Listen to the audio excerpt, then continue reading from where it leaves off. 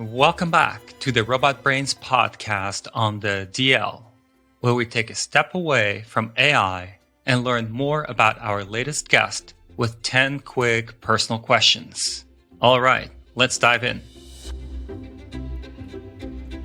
If you could have a robot take over any part of your life, what would you have it do for you?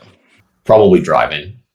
I was going to say like laundry or dishes or something like that, which might be common answers, but I actually love those tasks because they're just like tangible and like sort of meditative for me. But I think being able to do other stuff while driving would be nice. And there's a lot of people working on that.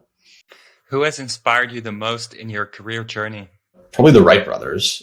So I've got the picture behind me, but I think it's just an incredible story from every angle. Like it was very much a startup. It was a couple people in a garage with this crazy idea. I don't think people called them startups at the time. And then it was just an incredible feat of engineering. Like they did an amazing job of collecting the best knowledge of the day and then empirically validating and investigating different pieces of it and advance the state of the art in basically everything that it takes to make a plane fly, from like controls to aerodynamics to propulsion. Invented a whole bunch of new stuff in a really short period of time. And they had to train themselves to be pilots before anybody knew what it took to be a pilot with a device that you didn't even know if it could be flown. So, it's sort of like bootstrapping your way up on technology and piloting skill at the same time is like, it's totally mind blowing. And it's a miracle that picture exists. Like it's literally the first powered flight, the moment it leaves with the two people who made it possible together, framed. So that story is just continually inspirational to me.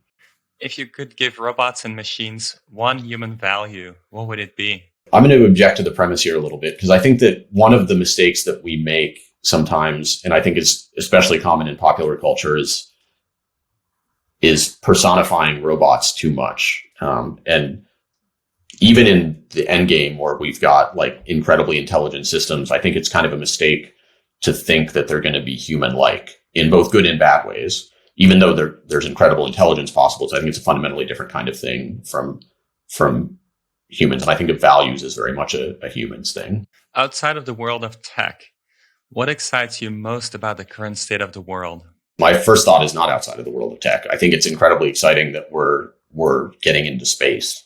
But that's very much a technology-driven thing.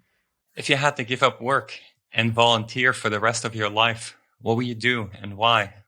Something in the education space. I think that I love getting to spend time with people that are like at the steepest part of the learning curve, and especially like trying to train people and educate on technical ideas.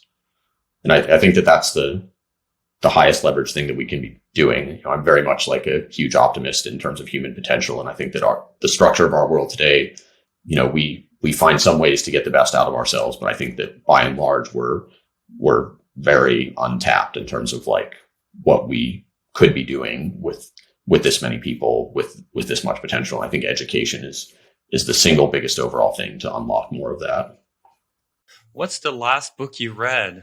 I'm on a bit of a Chernobyl kick. I'm reading a couple of books about Chernobyl, both like firsthand accounts and then also sort of like the historical documentary stuff. This was, of course, spurred on by the HBO series, but I think it's a pretty fascinating story of engineering and kind of engineering and operational culture gone wrong.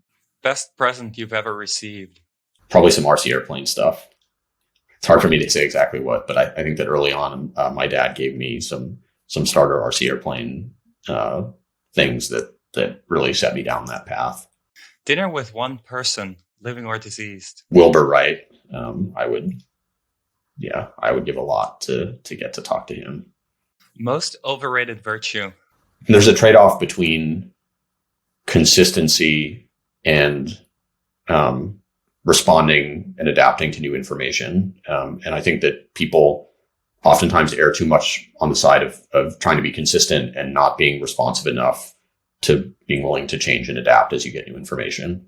And I think that that's key in a lot of contexts, especially in startup companies where things change quickly. And if you don't respond, you get things wrong. What's something that many people don't know about you? I guess one thing is that I'm kind of like a hobbyist endurance athlete. I raced on the cycling team at MIT and have gotten kind of into running. And I'm not great at it, but I love it. And I think that there's all kinds of sports analogies in business there's some very direct crossover between, at least for me, between like endurance sports and company building. Yeah, companies aren't built overnight, are they? Yeah, they're not. And it takes, sometimes you've got to grit through some pain and suffering to get to where you want to go and have kind of the long-term outlook.